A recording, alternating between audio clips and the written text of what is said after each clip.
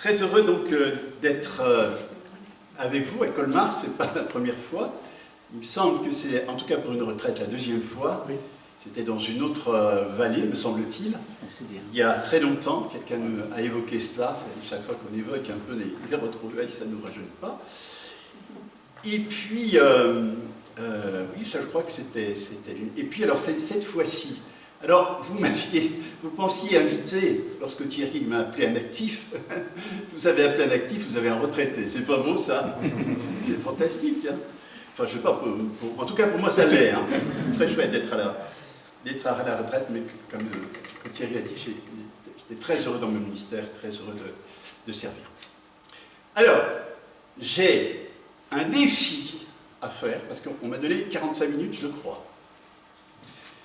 Et là, il va falloir que je place en une rencontre ce qui habituellement tient en 3 rencontres.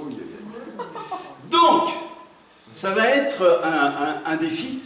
Alors, il est évident que j'ai essayé de condenser quand même. Hein. Je ne suis pas venu avec, j'allais dire, la structure de 3 rencontres, mais il va falloir quand même mettre beaucoup d'éléments dans peu de temps. Le sujet que j'ai choisi est un sujet éminemment pratique et qui concerne en fait chacun des membres de l'Église. Donc ne dormez pas, tout ce que je vais dire vous concerne. Puis après il y a une petite interrogation pour savoir si vous avez suivi, hein. Donc ne dormez pas. Hein. Donc j'ai intitulé Tous ensemble, alors c'est paraît-il en fait un slogan de la CGT. Voilà. Au départ, je pensais que c'était un slogan de supporters de foot. Peut-être pas dans le même. Bon, peut-être que les membres de la CGT vont aussi au foot. Hein. Mais voilà. Tous ensemble, c'est vraiment l'unité qui prédomine dans cette réflexion. L'idée, c'est que nous soyons tous concernés pour vivre en fait une vie communautaire où nous nous préoccupons les uns des autres. Et le thème, donc, le sous-titre, c'est l'encouragement. L'encouragement.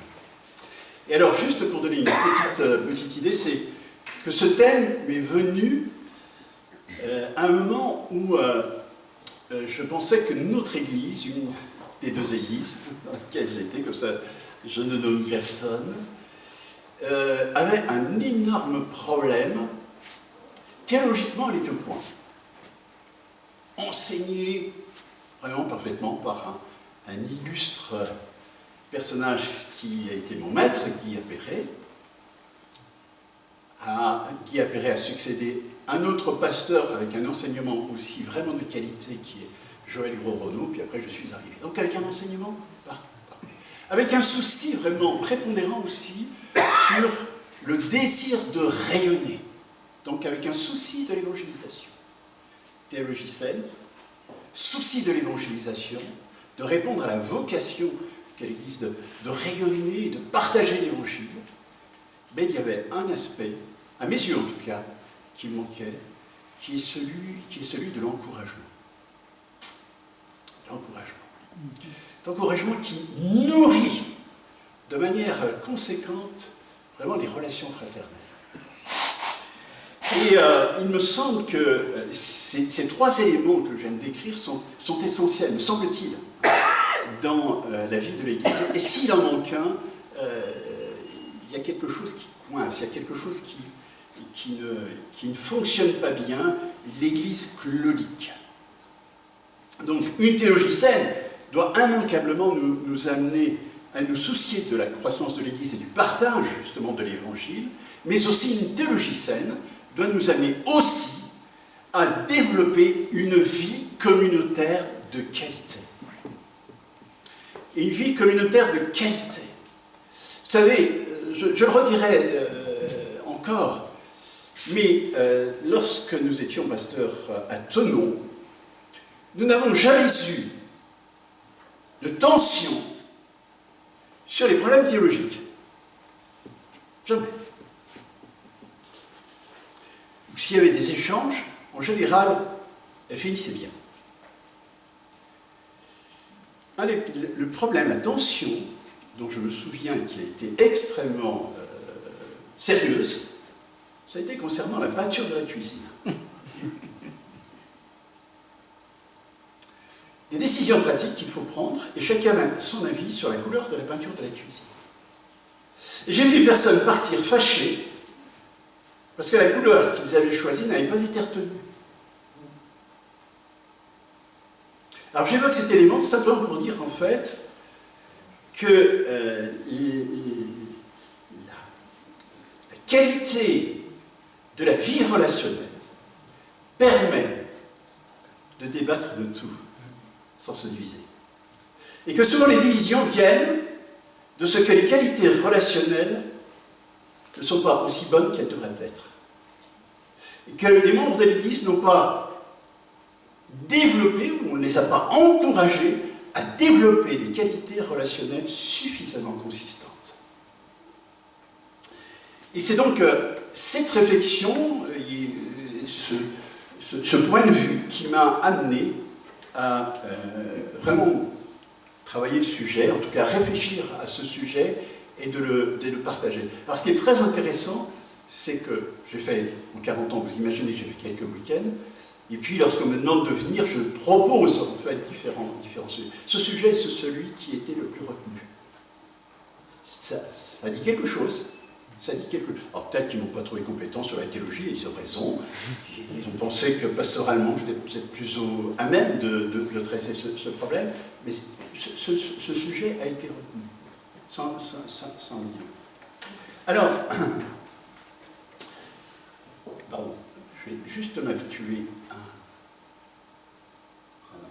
Alors c'est ça, un retour en arrière. Voilà. C'est tout. Voici un texte qui me semble pas suffisamment écouté, qui se trouve dans 1 Thessaloniciens 5:11. Encouragez-vous les uns les autres et aidez-vous mutuellement à grandir dans la foi comme vous le faites déjà. Église de Thessalonique, une église extrêmement jeune. Paul est resté combien de temps? 3 sabbats. Et un des éléments qu'il va mettre en avant, c'est quoi?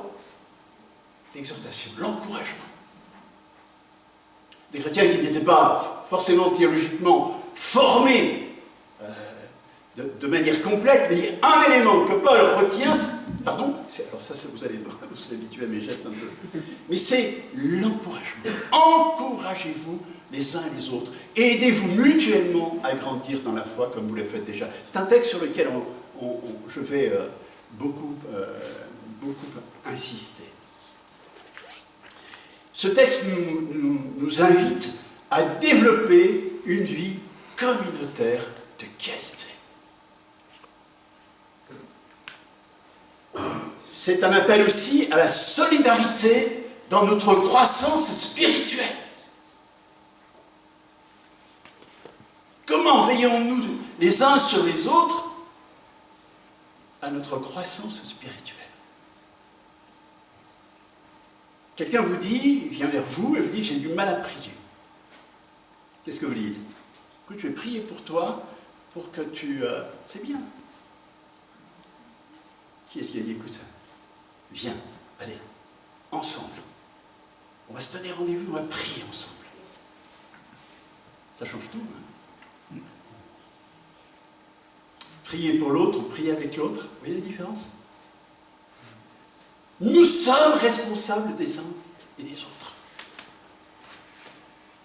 Si nous sommes appelés à nous encourager les uns et les autres pour nous faire grandir dans notre foi, ça veut dire que nous sommes responsables des uns et des autres. Alors comment nous sommes responsables des uns et des autres? Question donc fondamentale. Voilà les 3 points que j'aimerais essayer d'aborder. Le 3e, c'est pour dimanche. J'arrive à faire les 2 premiers. De la peur à l'amour. Encourager, oui, mais comment? Construire ensemble. De la peur à l'amour. 3 questions. 3 questions, en fait, que l'on trouve tout au début de la Genèse. 3 questions.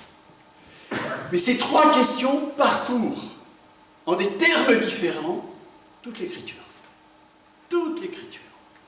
Et ces questions sont fondamentales parce que les réponses vont dépendre en fait tout simplement de notre engagement. Première question, cette question c'est Dieu qui la pose. Et Dieu s'adresse à sa créature. Vous vous souvenez, où es-tu? Ça se situe à quel moment? Voilà, dans le jardin d'Éden, et à quel moment de l'histoire? Plus fort. Voilà, le croquage de pommes. Alors vous irez voir votre pasteur. Et oui, il y a un juste moment où il mange après. Où es-tu? Demande Dieu à Adam, qui après avoir cédé à la tentation, se cache. Et il se cache loin de Dieu.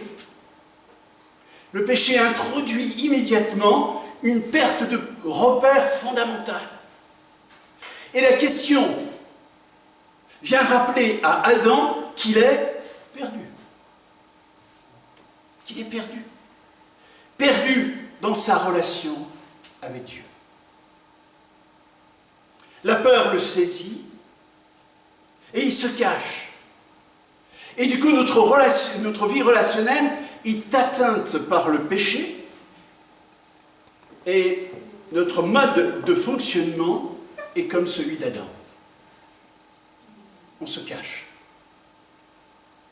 Nous nous cachons non pas derrière un buisson, au fond du jardin, mais derrière des masques. Alors pas le masque... Alors quelquefois c'est pas mal de porter un masque. Hein. Ça cache comme ça quelques imperfections. Je ne me rase pas tous les jours, comme ça je porte le masque, on ne voit pas. Mais derrière des masques diverses et variées, des attitudes, des paroles, des occupations, et parfois même derrière un silence profond et long. Ce sont nos buissons, à nous, qui nous abritent de nos craintes, qui nous abritent de la peur, non plus de Dieu, car j'espère que nous avons fait la paix avec lui, mais qui nous abritent de notre frère, de notre sœur, de notre prochain. Où es-tu? Alors, il est évident que Dieu n'est pas aveugle, il sait où est Ève. Mais c'est une question pédagogique qu'il pose à sa créature. Tout simplement pour lui montrer où il se situe. Où il se situe. Deuxième question. Où es-tu? C'est la perte des repères, la peur nous saisit et nous nous cachons. Autre question. C'est intéressant, hein? Dieu, dans ce récit de la Genèse, Dieu a beaucoup plus de questions que d'affirmations. Deuxième question que Dieu pose à sa créature est la suivante. Où est ton frère? À quel moment il pose cette question, le Créateur? À quel moment il pose cette question? Après le meurtre d'Abel. Exactement. Où est ton frère? Ceci est posé donc à Caïn après le meurtre d'Abel. Là encore, l'interpellation est d'ordre pédagogique. Elle a pour but de le restituer par rapport à la responsabilité à l'égard de son frère. L'endurcissement, les blessures, anesthésie sa responsabilité à l'égard d'Abel. Caïn s'est enfermé dans sa frustration. Il s'est enfermé dans sa colère. Et ces deux choses l'ont rendu aveugle.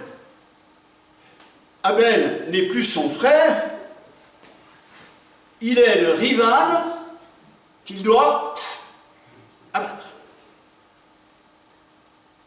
Et c'est ce qu'il a fait. Le péché a altéré la nature des relations humaines dans leur ensemble. La relation fraternelle n'est pas innée. Elle a besoin de se développer, de se construire, de s'approfondir. Et pour ça, elle a besoin sans cesse de se laisser interpeller par la question que Dieu pose à Caïn. Où est ton frère? Où est ta sœur? Et la persistance de Caïn dans son enfermement et dans sa haine se traduit par une réponse terrible. Vous vous souvenez ce qu'il répond? Suis-je le gardien de mon frère, qu'on pourrait traduire, suis-je le garde-chiourme de mon frère? la réponse de Caïn trahit bien sa propre aptitude à l'égard d'Abel. Son frère, il est devenu le surveillant, épiant les moindres gestes et faits de son frère. Et c'est ainsi que naissent les rivalités. La notion de frère a disparu, elle ne fait plus partie de son vocabulaire ni de sa vie relationnelle. Caïn est tourné vers lui-même. Ses manques, ses blessures, son désir d'être considéré, voire son désir d'être aimé.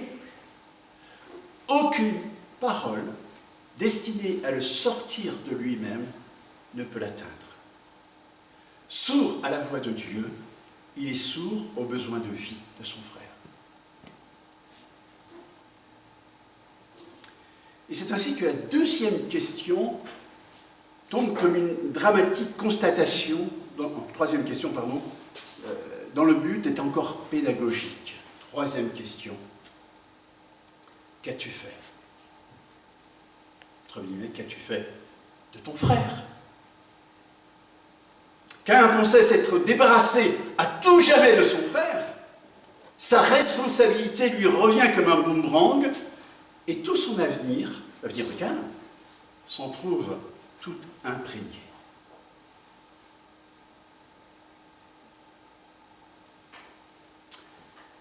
L'amour de Dieu et du prochain est un commandement qui traverse toute l'Écriture. Il résume, nous dit l'Évangile, toute la loi. L'apôtre, dans sa lettre aux Romains, nous dit ceci, que celui qui aime les autres obéit à ce qu'ordonne la loi. Romains 13, 8.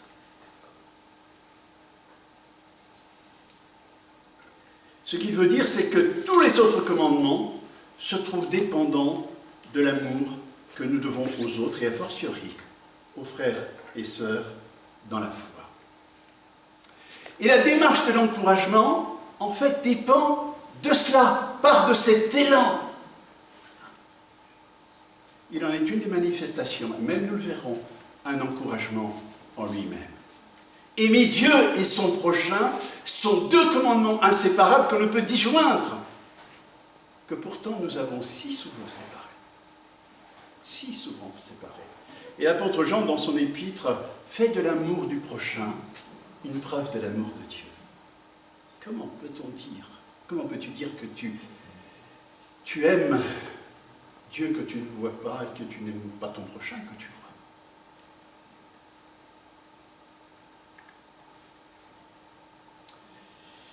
Voilà, sortir de ses peurs pour aimer, considérer son frère, sa sœur. Nous ne pouvons pas nous dédouaner de l'intérêt que nous devons porter à nos frères et sœurs dans l'Église. La question « Où est ton frère ?» doit retentir dans nos communautés et nous faire bouger.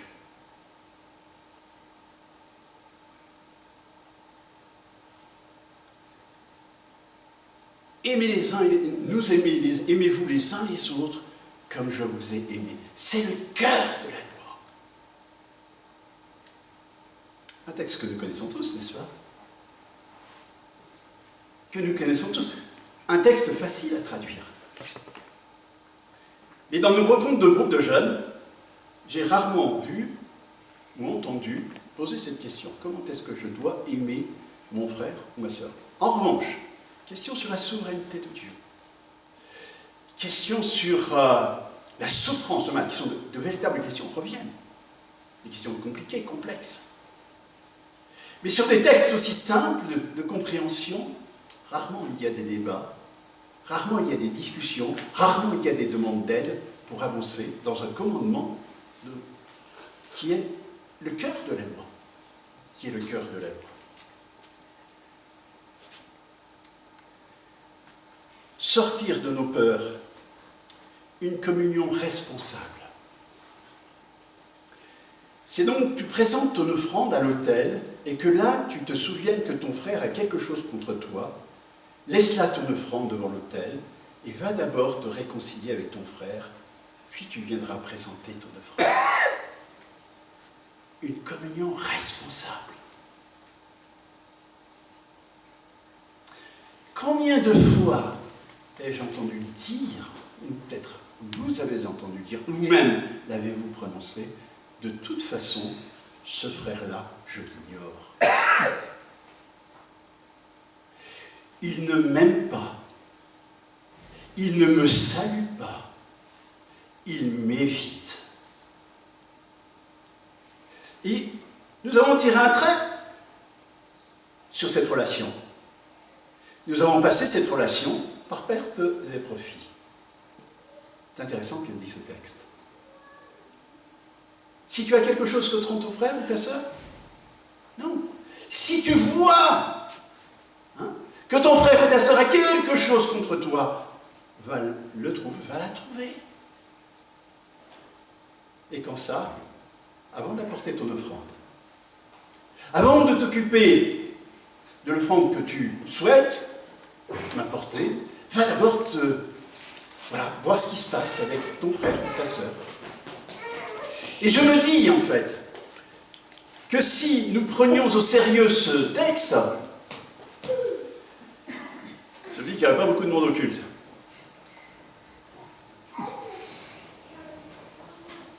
Ou alors que si nous décidions de résoudre certains problèmes relationnels, avant d'apporter notre dîme, je me dis que la courbe, vous savez cette courbe qu'on place, ferait comme ça. Il irait chercher du pétrole. Combien de fois avons-nous appliqué ce texte? Nous ne pouvons pas nous dédouaner de la responsabilité que nous avons à l'égard de notre frère ou de notre sœur. Nous ne pouvons pas.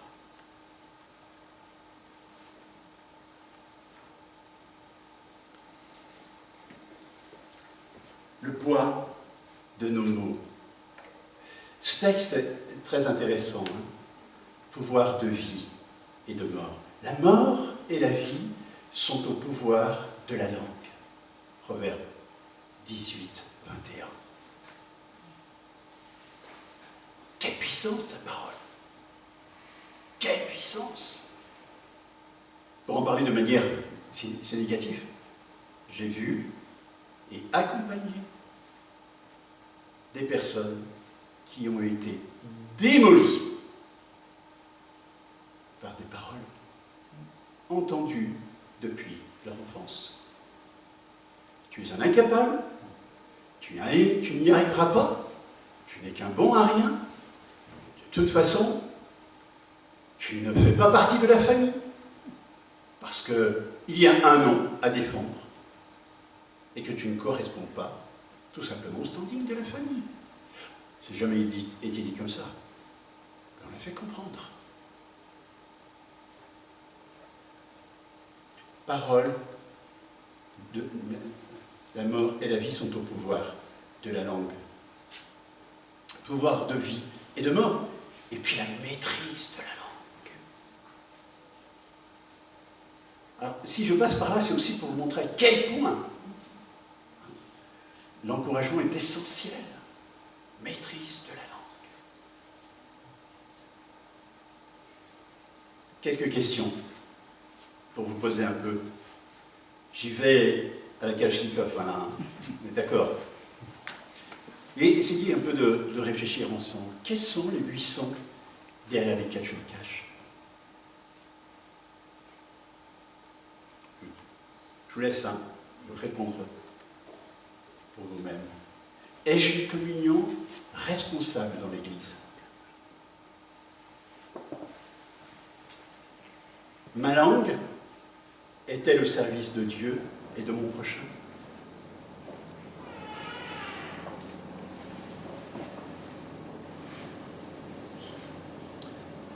Encourager, oui, mais comment?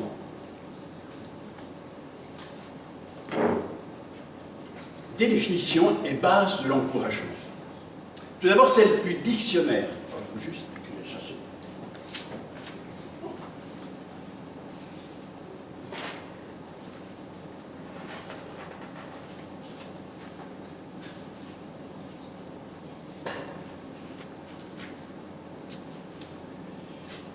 courage à quelqu'un, le réconforter ou l'inciter à persévérer à faire mieux, stimuler, favoriser une action, une activité, en stimuler le développement. Ça, c'est la définition du dictionnaire. Définition d'un psychiatre, et je trouve qu'elle est intéressante, l'encouragement extrême de l'être aimé est une subordination de toute chose à son bien.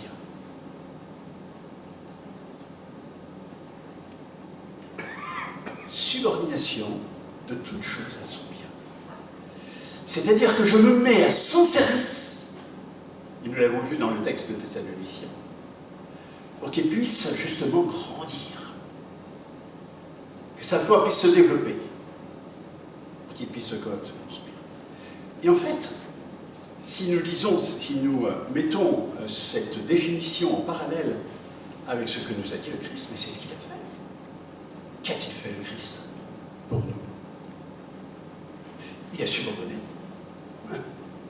enfin toute chose, pour notre bien. Il a pris l'attitude ou la position du serviteur pour venir nous servir, pour nous révéler son Père, pour que nous redécouvrions le chemin de la vie, redécouvrions la relation avec lui, et que nous puissions enfin exprimer cette image perdue qui est l'image de Dieu en nous-mêmes. Voyez ? Alors, je fais juste une pause, une pause, juste pour des questions de compréhension, ou rien qui nous entraîne dans quelque chose de trop long, parce que j'ai encore des choses à vous dire, il faut que j'avance. Mais je ne sais pas s'il y a une question, compréhension, ou ça va, on continue? Ça va? Pardon. Voilà.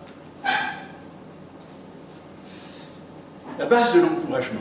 Nous devons nous appuyer sur ce que Christ a fait pour nous et pour le frère que nous encourageons, sur la vocation qu'il nous adresse, sur la dignité de l'enfant de Dieu qu'il nous confère et sur les promesses qu'il nous donne. Il ne s'agit pas, en fait, d'encourager simplement, en fait, par nos mots à nous, en se basant uniquement sur notre expérience. Et vous savez, c'est souvent ce qu'on fait. Lorsque quelqu'un nous raconte son histoire, qu'est-ce qu'on fait? En général, on coupe avant et on va essayer de... On pense déjà, en fait, à une histoire qui est la nôtre et qui rejoint la sienne. Et puis, on n'a pas fini de l'écouter, qu'on a déjà, nous, passé à notre histoire. L'encouragement, ce n'est pas un rappel de notre existence, de notre expérience, un récit de notre expérience, mais doit être basé, en fait, sur la parole de Dieu. Les épîtres, de ce point de vue, nous offrent un modèle intéressant. Des lettres entières sont là pour encourager les chrétiens dans leur foi. À la fin de son épître, l'auteur de la lettre aux Hébreux, lettre assez conséquente, finit comme cela, Hébreux 13, 22, « Je vous demande, mes frères, accueillez avec patience cette lettre d'encouragement. » Qui veut dire que tout ce qui précède dans l'épître aux Hébreux a un but, encourager les lecteurs. Encourager les lecteurs. Sur la base, justement, de ce développement du thème de la foi, du thème de la parole de Dieu, mais aussi du ministère de médiation du Christ, qui est en fait le souverain sacrificateur. Et c'est sur l'œuvre de Christ que l'auteur s'appuie pour encourager ses lecteurs. Dans son épître aux Romains, épître dite théologique, Paul conclut son développement au chapitre 12, verset 1, par ces mots « Je vous exhorte donc » ou, on peut traduire « Je vous encourage donc ». Là encore, l'encouragement est basé sur la révélation de l'Évangile. Et je pourrais multiplier les exemples en prenant d'autres textes bibliques qui indiquent que l'encouragement pratiqué par les auteurs bibliques s'appuie non pas sur leur propre optimisme, ça va aller, ou sur leur propre conviction, mais sur la révélation contenue dans la parole de Dieu. C'est la parole de Dieu qui est au cœur de nos pas, qui doit être au cœur de nos paroles d'encouragement. Et c'est pourquoi Paul dira aux Colossiens que la parole de Dieu habite parmi vous, abondamment. Instruisez-vous et exhortez-vous ou encouragez-vous les uns les autres en toute sagesse, par des psaumes, par des hymnes, par des cantiques spirituels, chantant à Dieu dans vos cœurs sous l'inspiration de la grâce. Donc, l'encouragement n'a rien à voir avec un simple appel moral. Tu dois ou tu devrais, non. Nous n'avons pas à faire appel aux forces de la volonté naturelle de l'homme. Nous devons nous appuyer sur ce que le Christ a fait pour nous et pour le frère que nous encourageons. Sur la vocation qu'il nous adresse, etc. Je l'ai mis là.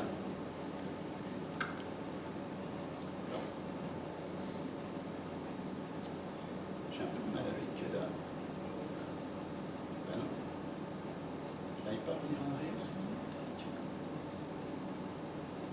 Voilà. Les obstacles à l'encouragement. Tout d'abord, des paroles sans profondeur. Voilà. Des paroles sans profondeur. Beaucoup de nos salutations, de politesse, ne sont que des formules. Et des formules qui, parfois, travestissent la réalité de ce que nous pensons profondément. Vous savez pourquoi j'ai mis cette photo de l'hôtesse de l'air? Vous rentrez dans un avion, nous sommes heureux de vous accueillir dans notre avion. Alors qu'elle a les cernes, l'hôtesse, voilà. Ou c'était un plaisir de vous avoir à bord. Ça manque de sincérité. C'est des paroles très commerciales, n'est-ce pas? Mais en fait, nous en avons nous aussi des paroles commerciales dans nos échanges les uns avec les autres. Alors je sais bien qu'il faut accepter dans la vie de tous les jours des situations où des paroles sont dites non pas parce qu'elles expriment la pensée, mais parce qu'elles sont juste appropriées. Mais dans l'Église, me semble-t-il, il devrait en être autrement. Je me demande combien de fois la profondeur de nos échanges ressemble à celle de cette compagnie d'avion.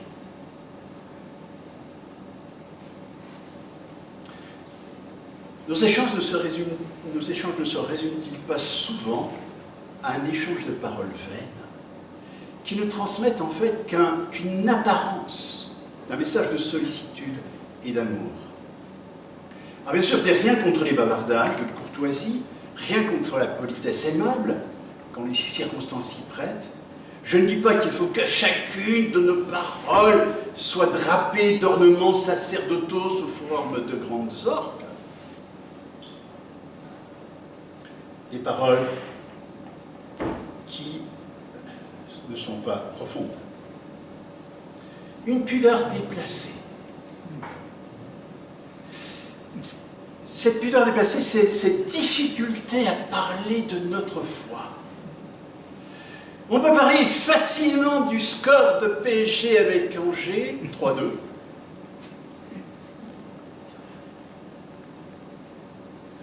On peut facilement parler de Zemmour et de tout ce qu'il a dit. On ne peut pas faire de politique ici, rassurez-vous. Mais qu'est-ce qu'on a de la peine à parler de notre foi?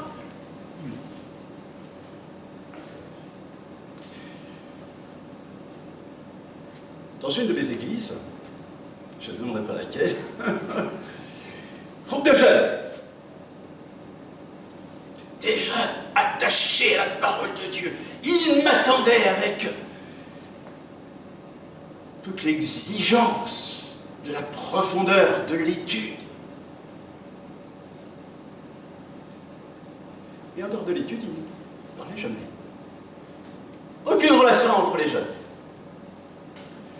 Des jeunes qui avaient déjà 20, 25 ans, 30 ans, engagés dans la foi. Et je leur pose la question, combien de fois vous priez ensemble? Réponse, 0 fois. Combien de fois partagez-vous sur le thème de la foi? 0 fois. 0 fois. Théologiquement, ils étaient au point. Ils en demandèrent, on demandait. Mais leur foi était totalement à l'intérieur. Partage pas. La pudeur. La pudeur. La pudeur. Alors c'est vrai qu'on peut être timide. Et ça conduit la timidité parfois à mettre un voile sur notre vie personnelle d'enfant de Dieu. Chez certains, c'est une facilité déconcertante. Hein. Certains affichent leur foi sans aucun problème, partagent avec les frères et sœurs.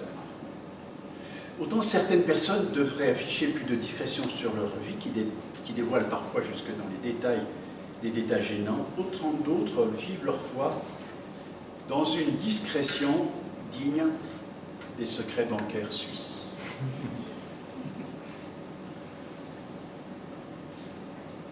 Alors, il faut faire sauter tout ça. Or, il me semble que l'Écriture nous appelle à dévoiler notre foi. Non pas pour en faire étalage, mais dans le but d'encourager. La pudeur excessive relève de la peur instaurée par le péché qui altère les relations humaines. La peur de l'autre, la peur de son regard, de son jugement. Il est assez significatif que la peur trouve son origine dans la nudité dont Ève et Adam prennent conscience. Ils ont peur car ils sont nus et ils vont se protéger du regard des autres en se fabriquant des vêtements à la hâte avec des feuilles de figuier. Dieu leur donnera d'autres moyens de se couvrir de manière sans doute plus efficace. Voyez-vous, dans cette pudeur, d'où provient cette pudeur? La peur. De ce manque de confiance. Alors on se met un masque. On se protège de notre peur.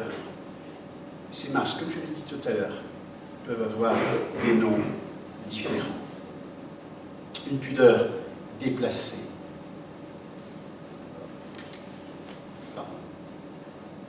Alors là, je suis un peu perdu. Non, c'est pas ça. Une pudeur déplacée. Alors, pardon, il me manque une chose, c'est le déballage et la maladie du partage. Oui, c'est ça, la maladie du partage. Le troisième point.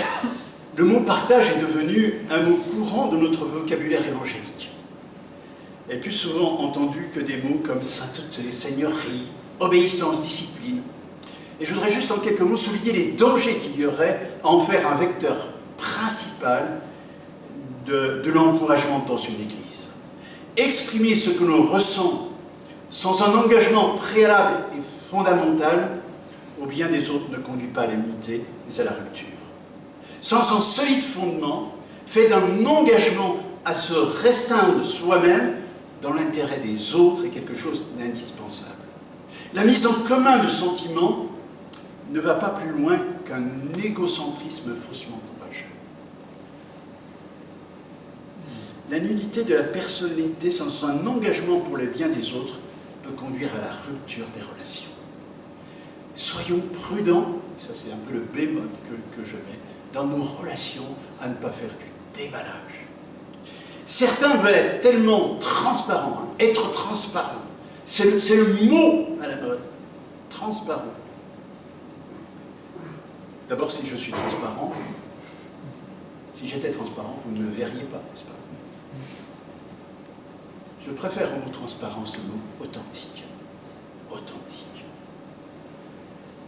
Quand on privilégie le partage sincère, le désir de tous est de parvenir à des relations satisfaisantes pour l'épanouissement de chacun, plutôt que d'établir une relation dont le but soit tout simplement de se mettre en avant. De se mettre en avant.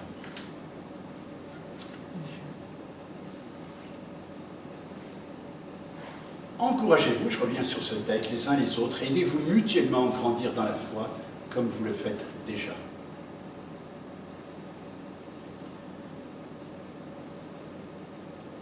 puiser soi-même aux sources de l'encouragement. Nous ne pouvons encourager sincèrement que si nous l'avons été nous-mêmes. Et comment être encouragés nous-mêmes si ce n'est justement en puisant dans la parole de Dieu, dans l'œuvre de Dieu, les encouragements dont j'ai besoin. C'est dans notre communion avec Dieu, dans la méditation de sa parole et dans l'appropriation de ses promesses que nous trouverons les encouragements indispensables à notre propre édification. Notre ministère, notre service d'encouragement ne peut se faire que si nous-mêmes nous sommes encouragés et que si nous avons puisé dans la parole de Dieu, dans l'œuvre de Jésus-Christ, les encouragements nécessaires. Être sensible aux besoins des autres. Celui qui souffre a besoin de la bienveillance d'un ami. Ça, c'était le plaidoyer de Job auprès de ses amis qui ne parvenaient pas à comprendre sa situation, à comprendre l'enjeu de ses souffrances. Et c'est dans la mesure où nous sommes conscients des besoins de notre prochain que nous pouvons lui apporter aide et réconfort. Et pour cela, il faut savoir écouter. Et notre Créateur a bien fait les choses. Il nous a donné 2 oreilles et une bouche. Donc ça veut dire que sa volonté est que nous écoutions 2 fois plus que nous parlons. Mais nous faisons l'inverse. Nous faisons comme si nous avions mis une bouche et pas d'oreille. Ou peu d'audition. Peu d'audition. L'empathie consiste à se mettre à la place d'une personne pour tenter de ressentir autant que faire se peut ce qu'elle vit et réagir de façon appropriée. C'est une qualité nécessaire pour se placer à l'écoute d'autrui. Une écoute respectueuse, ainsi qu'une écoute attentive de l'autre, nous ferons parfois préférer le silence à la parole. Et vous savez, avec les amis de Job, il y a un moment où ils ont été pertinents. C'est le moment où ils se sont tus. Un moment où ils étaient pertinents, un moment où ils se sont tus. Du moins, en tout cas, dans un premier temps. Si aimer Dieu, c'est écouter sa parole, aimer son prochain, c'est savoir l'écouter. Les amis de Job, de ce point de vue, ont été exemplaires. Ils s'assirent avec lui par terre, ils se mettent à son niveau. Et pendant 7 jours et 7 nuits, personne ne lui disait une parole, car il voyait que sa souffrance était grande. Être sensible aux besoins des autres, savoir écouter. S'intéresser au point de s'investir personnellement dans la vie de l'autre sans s'immiscer. L'apôtre Paul, dans son affection pour les Thessaloniciens, après leur avoir apporté l'Évangile, était prêt à donner sa propre vie pour eux. Donner son temps à autrui pour l'écouter, le secourir. Et ça, c'est un bienfait qui ne peut pas passer inaperçu. Les personnes ont besoin que l'on s'approche d'eux en créant un climat d'acceptation, un climat d'amour inconditionnel qui leur permettra d'exprimer librement leurs besoins, leurs sentiments, sans crainte d'être jugés, sans crainte d'être rejetés. Je suis frappé par la manière dont Jésus, et vous l'avez été certainement, dans la manière dont Jésus lui-même interpelle ceux qui viennent pour être guéris, en posant une question. Que veux-tu ? Que veux-tu ? À la fois cette attention et en même temps cette retenue. S'investir sans s'immiscer. Offrir des paroles positives et valorisantes. Il y a un proverbe qui dit ceci, je ne sais pas si je l'ai mis.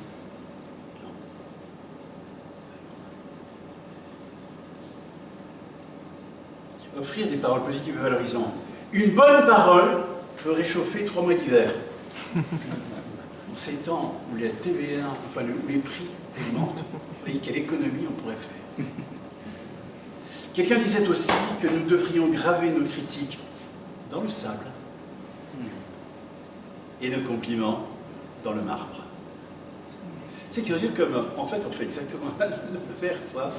On grave nos critiques dans le marbre, hein, et bien profond pour que ça reste, hein, ça dure. Et puis nos compliments dans le sable.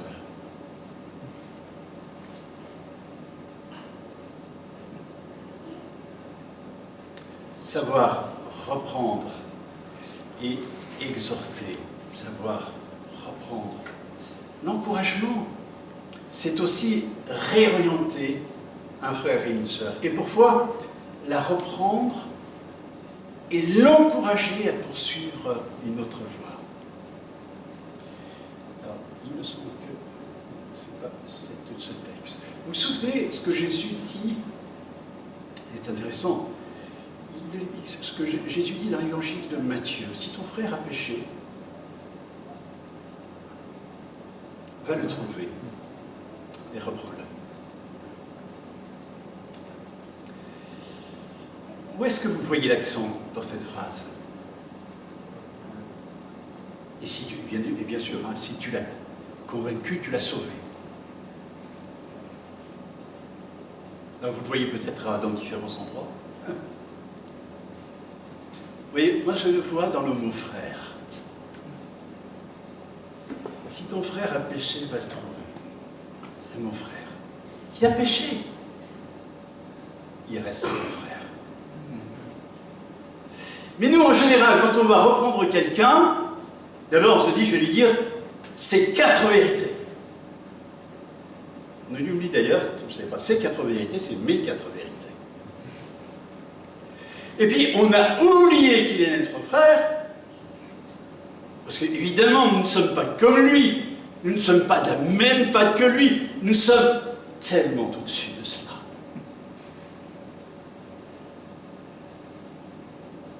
Et vous remarquez? Chaque fois qu'on discute d'un problème de quelqu'un, on dit non, moi, j'ai bien d'autres défauts. Oui, parce que faut quand même pas la pousser un peu loin. Alors celui-ci, là, je ne comprends pas.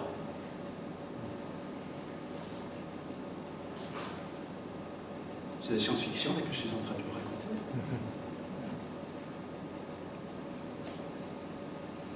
Surtout pas s'identifier celui qui a commis une faute, surtout pas. Puis alors, si quelqu'un d'autre a commis un autre péché différent du premier, on va dire la même chose. Tous. Non, mais celui-ci, je ne comprends pas. Hein. Dès qu'on a oublié qu'il était notre frère, on se met au-dessus de lui. On oublie que nous sommes faits de la même pâte. Et le but, c'est quoi? C'est de l'écraser, de lui enfoncer la tête sous l'eau. La plupart du temps, quand quelqu'un vit dans le péché, un chrétien vit dans le péché, la plupart du temps, bien qu'il y ait des exceptions, il le sait. Nous, on va en remettre une couche, une autre couche. Non pas pour le tirer de là, mais simplement pour se distinguer de lui et pour nous croire, et non seulement soi-même, nous croire supérieurs à lui. Savoir reprendre et exhorter en sachant que le but, c'est de le gagner. De le gagner.